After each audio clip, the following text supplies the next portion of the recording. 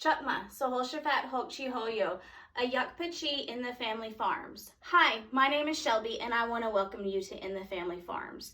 If you're anything like me, it's the end of January, 1st of February, and you're just really getting that itch to want to get something planted. Your holidays are over. It's time to start thinking about the garden, right? Well, what can you plant now and how can you get it going? And that's what we're going to talk about today, is what you can plant end of January through February, more of the cold weather crops, and how to get them started in your home.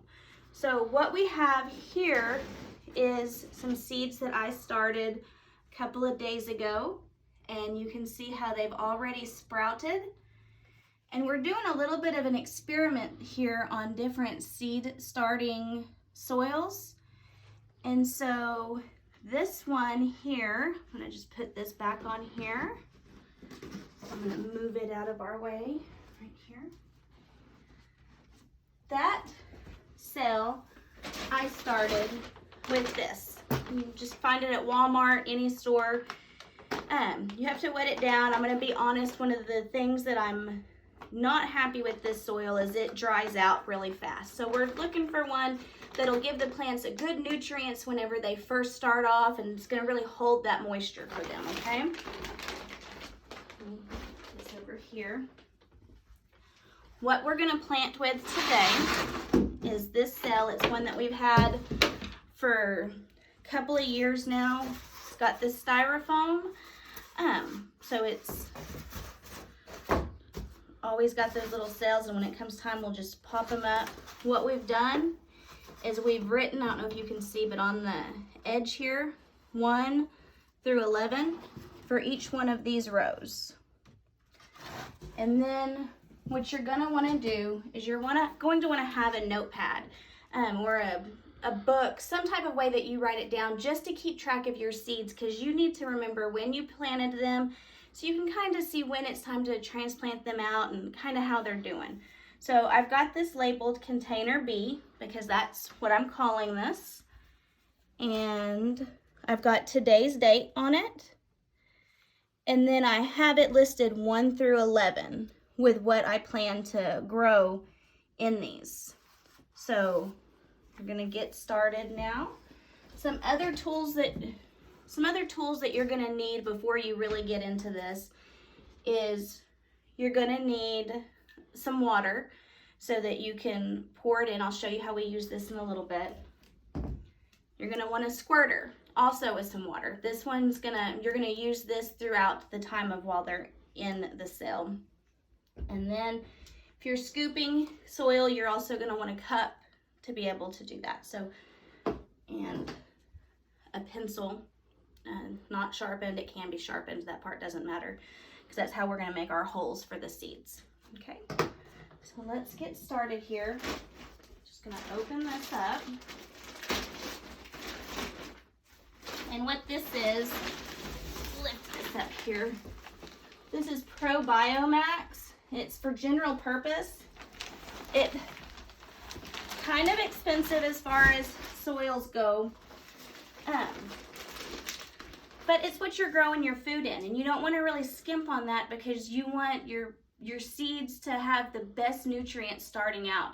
Just like how as mothers we want our kids to have the best nutrients when they're young and growing up so they can grow up strong. Same thing with the food that we put in our bodies and the seeds that we plant. So I'm going to show you how we do this now. Just gonna this, and we just pour it here, and then we're just going to spread it all out.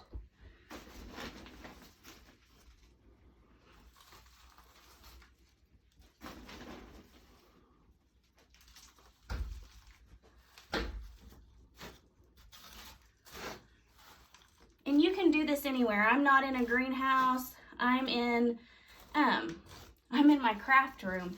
It would be better if I was had a south facing window, but I don't. So you know what? We work with what we have. Everybody's gonna have different conditions, different stuff that they can put into it, but at the end of the day, you treat your seeds good and they'll treat you good. Let's just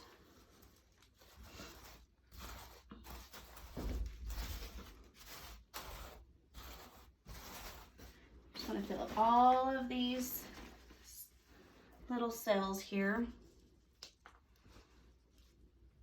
And you can get all kinds of different ones of these. You can make your own. I mean, there's a lot of different ones. You can find them anywhere. Let's see.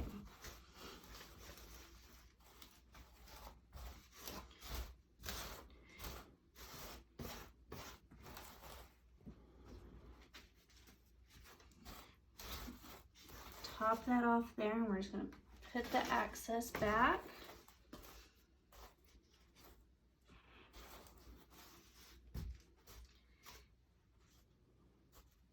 Yeah, you just want to have that kind of cleared away. Then the next thing we want to do is we're going to do this one first. So if we just take this water and we just pour it on here, it's still pretty dry, and it hasn't had any moisture. It's been in the bag, so it wouldn't absorb it very well. So we're going to take our spray, and we're going to spray this down, every single one of them.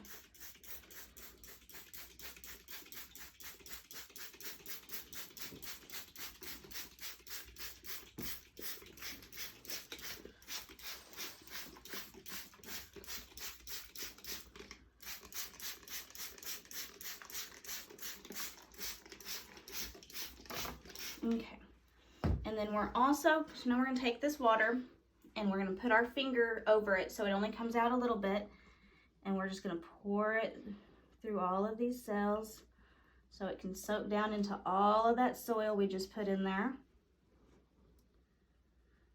We want that soil good and moist for these seeds that we plant. We want them to be planted in wet, firm soil so that they won't move around a lot and they'll stay about where we put them. That way we have a better chance at germination. That's what we're all in for this anyways. We're not trying to waste no seeds.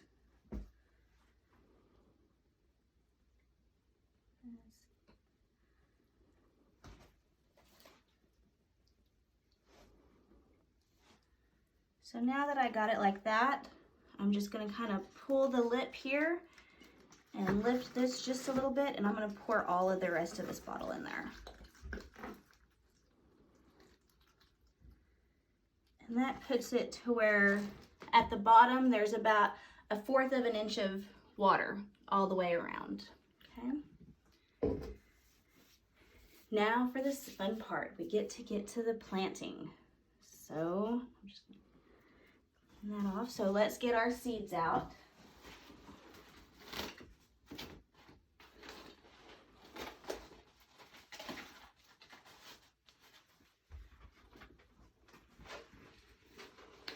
Where you get your seeds at is very important too. You want to make sure you get your seeds from a good, reputable company, maybe one that supports causes that are close to your heart that you want to promote as well, especially when it comes to food sovereignty or food security or whatever it may be for you. The places that I really like is I really enjoy the Alliance of Native Seed Keepers and Seed Savers Exchange. Both of them promote and help indigenous communities at protecting their seeds, and that's something that's important to me. So that's who I choose to support with these. So let's see, the first one, number 1, what did I have written down for number 1? So we've got our fava beans.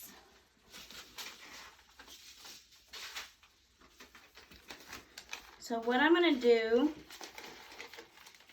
is open this up. I'm going to get my pencil, and I'm going to make a little hole. Make a little hole in all of these. Now, see, it's just about right there, maybe about 1 inch.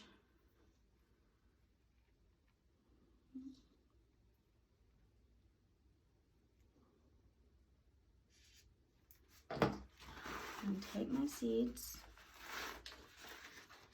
and I'm just going to put, well, I'm going to try not to throw them around. So I'm going to take 1 seed per cell. And I'm just going to drop it in that little hole there.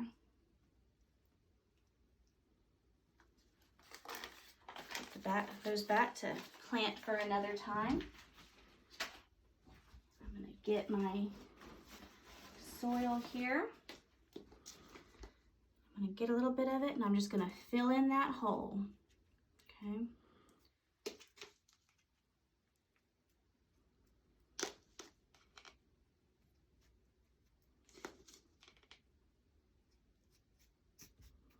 just going to pat that down. Not too hard because you don't want to compress it. You want plenty of air and you want it to be loose enough for that seed to be able to make its way up. I'm going to get my spray bottle again and I'm just going to put my hand here to kind of block some of that. And I'm going to spray that. And I'm going to spray it to where I saturate it to where it gets down all the way down there as much as it can go. And then I'm going to move to the next seed. Swiss chard.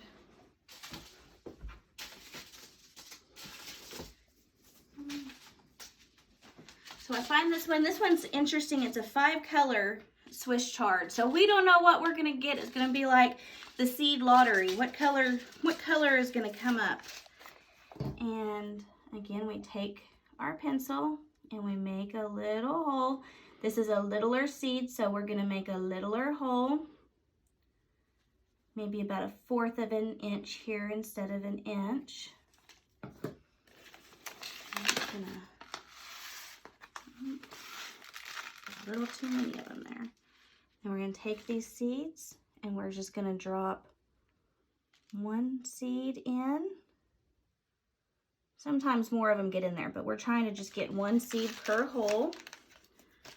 And if more than 1 germinate, then we'll just have to pull 1 out. So we got that. I'm going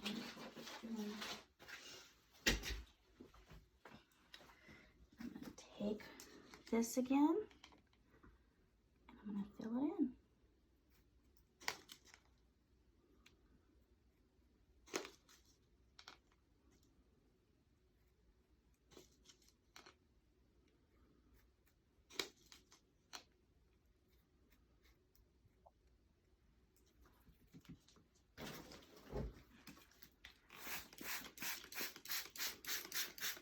Fill this in, and while we're doing this one, we're also going to kind of back up and we're going to go with the ones we've already planted too.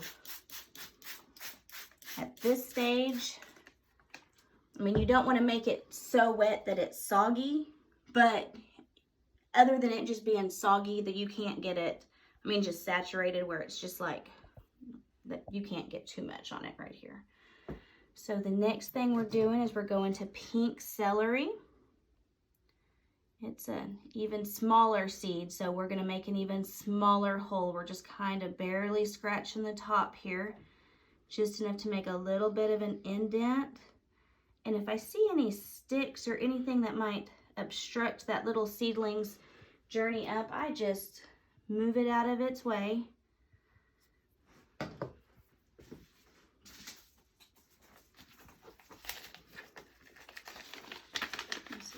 Another one from Seed Savers. And look, these seeds are very, very small. It always amazes me that something so big can come out of something so tiny. So we're just gonna, again, we're trying to just get 1 per hole, but those are little tiny seeds, so it's really hard to do. We're probably going to end up having to thin some of those out.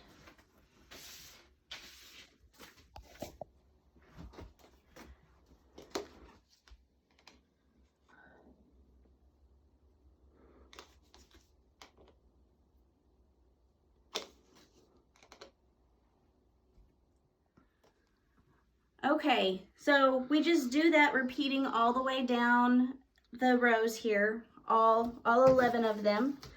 I'm gonna spare you this part of it because I've shown you the different sizes and you can of seeds and how to do it, and you kind of get how this part of it goes. So I'm gonna go ahead and I'm gonna finish this, and we'll be back shortly and we'll finish it up. So see you in just a second.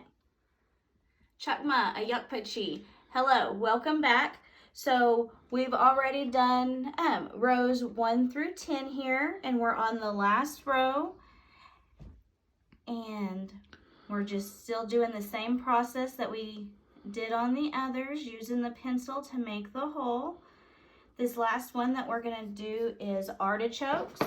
It's one that, it's actually probably a little bit, we probably should have started this one a little bit sooner, because it's supposed to be done about 2 to 3 months before the last frost. And that's the thing, if you look on the, you can look online, you can look on the back of seed catalog or the seed packets, and they can tell you kind of how far before frost you should be planting these. That way you know when's a good time to start them in your area. We're in 7B, and it's the end of January. It's January 30th today, and so we're couple of months from frost, but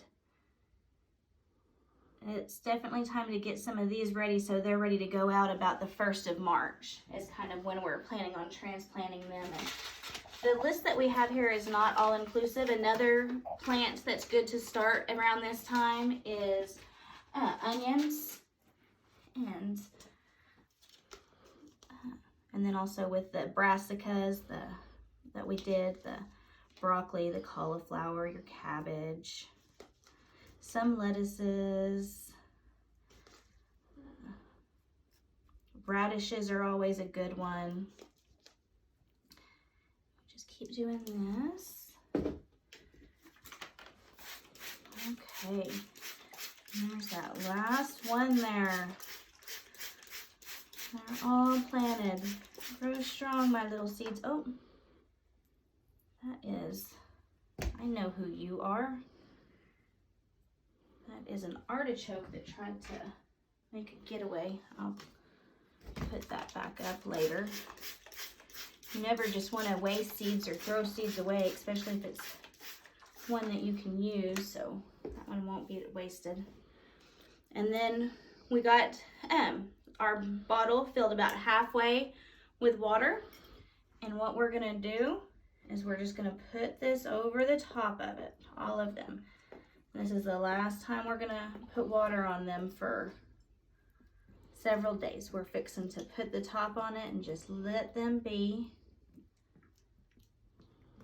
Just kind of gonna put the rest of it down there. Okay. Put this little hood on it, put it next to a window, and it'll do what it's gonna do. So I want to go back and show you something. I'll put this one over here for a little bit. This, again, is the one that I planted a few days ago. And I did the exact same, turn it this way. I did it the exact same plants in the exact same order. So 1 through 11 here is the same as the 1 through 11 here. So we see the fava beans haven't come up yet. We see some of the Swiss chard has. We see our pink celery hasn't come up yet. We see one little kale's come up. No spinach yet. We have a couple of red cabbages, and we've got one that's popping its little head up here. And then on the early cabbages, we've got a couple of them that have come up. And we see that they're starting to get leggy. So this tells us that they're not getting enough sun. So they're needing more sun. And then, let's see, where are we at? Is this